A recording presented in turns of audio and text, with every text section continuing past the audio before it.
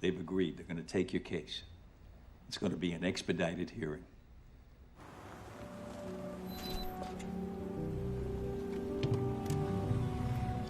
The next case this morning is In re Armstrong. We'll hear first from Mr. Burnside. Mr. Chief Justice, and may it please the court. In 1972, in Branzburg v. Hayes, this court ruled against the right of reporters to withhold the names of their sources before a grand jury. And it gave the power to the government to imprison those reporters who did. It was a 5-4 decision. Close. In his dissent in Branzburg, Justice Steward said, as the years pass, the power of government becomes more and more pervasive. Those in power, he said, whatever their politics, want only to perpetuate it. And the people are the victims.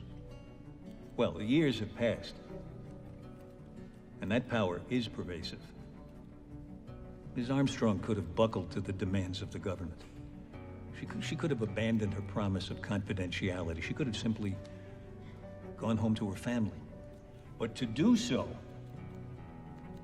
would mean that no source would ever speak to her again, and no source would ever speak to her newspaper again. And then tomorrow, when we lock up journalists from other newspapers, we'll make those publications irrelevant as well. And thus we'll make the First Amendment irrelevant. And then how will we know if a president has covered up crimes, or if an army officer has condoned torture? We as a nation will no longer be able to hold those in power accountable to those whom they have power over. And what then is the nature of government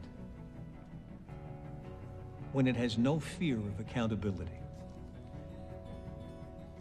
We should shudder at the thought. Imprisoning journalists? That's for other countries. That's for countries who fear their citizens, not countries that cherish and protect them.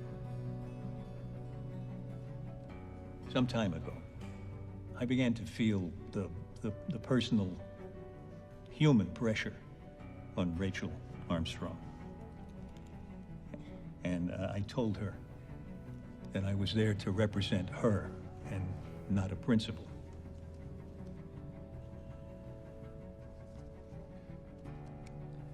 And it was not until I met her that I realized that with great people, there's no difference between principle and the person.